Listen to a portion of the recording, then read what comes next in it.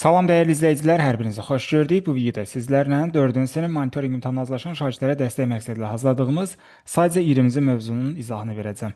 Mövzu ilə paralel formada həmçinin praktiki suallar da işləyəcəyik ki, bu da sizin mövzunu daha yaxşı formada mənimsəmənizə kömək edəcək. Bundan əvvəl bizim 19 mövzu üzrə mövzu izahımız olub. Həmin mövzu izahlarına YouTube-da monitorinq dərsləri Nail Sadıqov yazaraq baxa bilərsiniz. Dəyərli dostlar, zəhmət olmasa videomuzu bəyənməyi və ətrafınızda olan digər insanlarla paylaşmağı unutmursunuz ki, sizin vasitənizlə digər insanlar da bu videolardan faydalansınlar. Əgər kanalımıza abunə deyilsinizsə, abunə ol düyməsinə toxunursunuz, kanalımıza abunə olursunuz və zınqrov işarəsini də aktivləşdirirsiniz ki, kanalımıza yeni videolar yüklənən zaman sizə də məlumat gəlsin və siz də anındaca həmin videolardan faydalanasınız. Nail Sadov kanalında kənar videolar yoxdur. Xüsusi olaraq ibtidai sinif müəllimləri və şagirdləri üçün olan videolar paylaşılır. Yəni faydalı bir kanaldır. Maksimum şəkildə faydalana bilərsiniz. Əvvəlcə nümunə sual izahından başlayıram. Tam hissə modeli nədir? Bunu aydınlaşdırım sizin üçün. Sonra praktiki suallarla yolumuza davam edək. Belə bir sualımız var. Ananın yaşı oğlunun yaşından 24 yaş çoxdur. Onların birlikdə 40 yaşı varsa, oğlun yaşını tapın. A hərfi ilə ananın yaşını, O hərfi ilə oğlun yaşını işarə etsəm, qarşısına qoşa nöqtə qoyuram. Yəni xüsusi bir əhəmiyyəti yoxdur. Ana oğlundan 24 yaş çoxdur. Oğlun yaşını dostlar, belə bir düzbucaqlı və ya kvadratla işarə etsək, ananın yaşı həmin bu düzbucaqlı və ya da kvadratdan fərqi yoxdur. Mən burada düzbucaqlı çəkdim. 24 yaş çoxdur. Bax, belə yazırsınız. Yəni oğul bir düzbucaqlıdır yaşı, ananın yaşı da elə bir düzbucaqlı, üstəgəl 24 olacaq. Yəni oğuldan 24 yaş çoxdur. Və cəmi 40-a bərabərdir. Bax, burada yazırsınız 40. Sonra bunun həll qaydası nədir? 40-dan, yəni ümumi cəmdən əvvəlcə bu 24-ü çıxırsınız. 40-dan 24 çıxanda qalır 16. Burada neçə dənə düzbucaqlı var? 2 dənə. Həmin 16-nı bölürsüz 2 yerə. Düşəcək 8. Yəni bunun içərisinə 8 yaza bilərəm hər birinə. Deməli, oğlun yaşı 8-dir, ananın yaşı 8 üstəgəl 24 32 olacaq. Doğrudan da ananın yaşı 32, oğlun yaşı 8 olarsa, bunları toplasam, ana və oğlun yaşları cəmi 40 edir. Həmçinin ana oğlundan 32 çıxılsın 8, 24 yaş böyük olur. Bizə oğlun yaşı lazımdır. Oğlun yaşı 8 olacaq. Yəni sualın doğru cavabı 8 olur.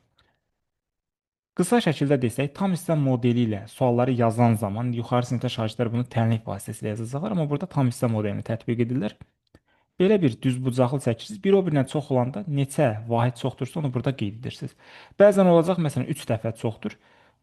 Məsələn, ananın yaşı deyək ki, oğlun yaşından 3 dəfə çoxdursa, oğlun yaşına bir düzbucaqlı deyəndə ananın yaşı 3 dənə düzbucaqlı olacaq. Yəni dəfə olanda bu şəkildə olacaq. Birazdan buna uyğun da suallar göstərəcəm. Birinci praktiki sualdan başlayırıq. Siz əvvəlcə videonu saxlayırsınız. Özünüz müstəqil formada sualın cavabını tapırsınız dostlar. Sonra mənim izahımla doğru yoxsa yanlış yazdığınızı müəyyən edəcəksiniz. Qutuda cəmi 50 ədəd olan qırmızı və sarı rəngli şarlar var.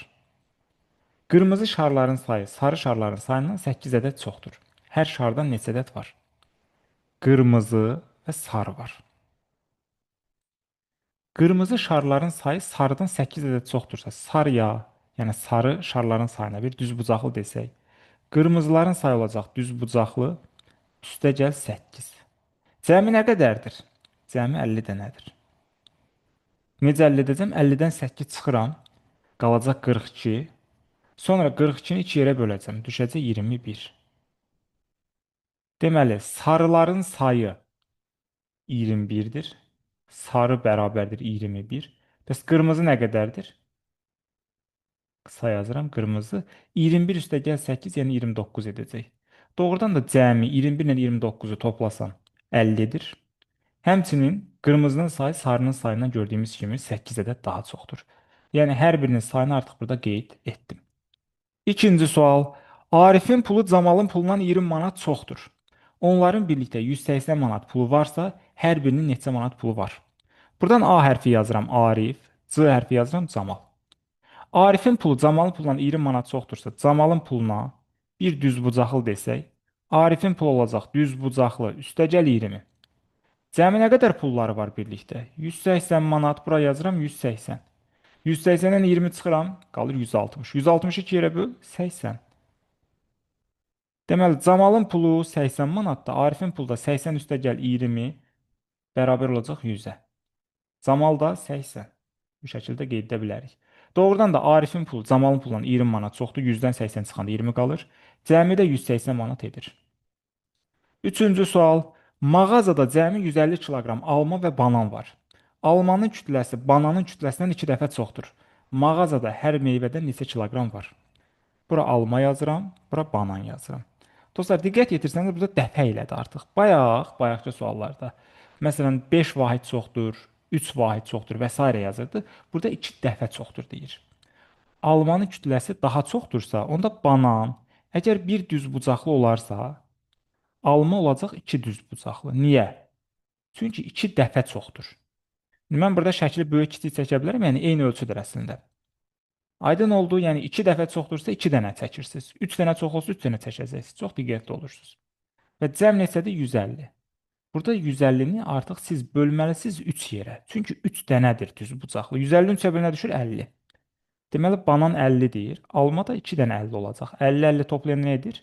Yəni cəm olaraq 100 olacaq. Buradan yazacağım. Alma bərabərdir 100 kiloqram. Banan bərabərdir 50 kiloqram. Yoxlaya bilərsiniz ki, alma həqiqətən banandan 2 dəfə çoxdur. Fikir verin, 150-dən 2 dəfə çoxdur və cəmi də 150-dir. Bəzən şagirdlər burada 150 və 2-ni görən kimi 150-ni 2-yə bölürlər, 75 yazır.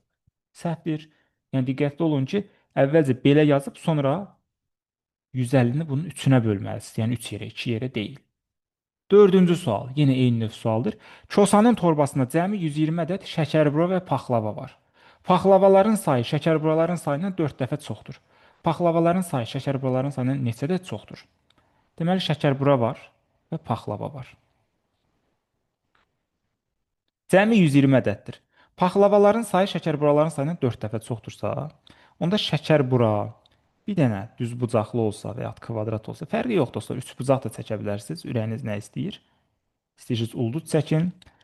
Paxlavanın sayı bundan 4 dəfə çoxdursa 4 dənə olacaq. Əgər desəydik ki 4 dənə çoxdur, dənə olsa üstəgəl 4 yazardınız. Amma 4 dəfə deyirsə artıq 4 dənə belə çəkməyiniz lazımdır. Cəmi nə qədərdir? Cəmi 120 dənədir. Yəni 120-ni artıq 5-ə böləcəksiniz. Çünki bir dənə şəkər buradır, 4 dənə də o birindən. Yəni paxlavadan. 120-ni 5-ə bölən düşür 24. Deməli bunun hər birinin içərisi 24-dür. Hamısını yazmayacağam. 24-ü 4-ə vursam 96 olacaq. Bax, burada diqqətli olursunuz. Paxlavanın sayı 96-dır. Şəkərburanın sayı 24-dür. İndi sualın sonuna baxın. Deyir, paxlavaların sayı şəkərburaların sayının neçə ədəd çoxdur? 96 dənə paxlava var, 24 dənə şəkərbura. 96-dan 24 çıxırsınız. Yəni, sualımızın yekun doğru cavabı 72 olacaq. Bax, burada çox diqqətli olun. Cavabı taparsınız. Sonra hesablama etməzsiniz, yəni çıxmazsınız onları və yanlış cavabı qeyd edərsiniz. Neçə dənə çoxdur? Neçə ədəd çoxdur? 72 dənə daha çoxdur. 5-ci suala baxırıq dostlar. Dükandan saat və çanta alan Gülnar cəmi 660 manat ödəniş etdi. Saatın qiyməti çantanın qiymətindən 5 mislinə bərabər idi. Saatın qiymətini tapın. Saat var və çanta var. Buradan qeyd edək. Saatın qiyməti çantanın qiymətinin 5 mislinə, yəni 5 dəfə. Misil nə deməkdir? Vurmaq deməkdir. Yəni 5 qatına bərabərdir. Çanta bir düz bucaqlı olsa, və ya kvadrat olsun, saat olacaq 5 dənə. 3, 4, 5. Onu yazandan sonra cəm nə qədərdir? 660 manat ödəniş edib. 660-ı bölürsüz neçəyə? 6-ya. Düşəcək 110. Deməli, bunun bir dənəsinin qiyməti içərisi 110-dur. Bundan da 5 dənədir. 110-u vuracaqsınız 5-ə. Saat neçədir? 5 dənə. 110, 550 manat edəcək. Bizə də saat lazımdır. Saat 550 manatdır. Yəni cavab budur. Çanta neçədir? 110 manat. Həqiqətən də 550 ilə 110-u toplasam 660 edər. 550 110-dan 5 dəfə daha çoxdur. Belə dəyərli dostlar, bununla izahımız yekunlaşır. Zəhmət olmasa videomuzu bəyənməyi və paylaşmağı unutmursunuz. Mütləq bu videolara baxın ki, monitorinq imtahanda düşəcək sualların oxşar versiyalarını öncədən biləsiniz.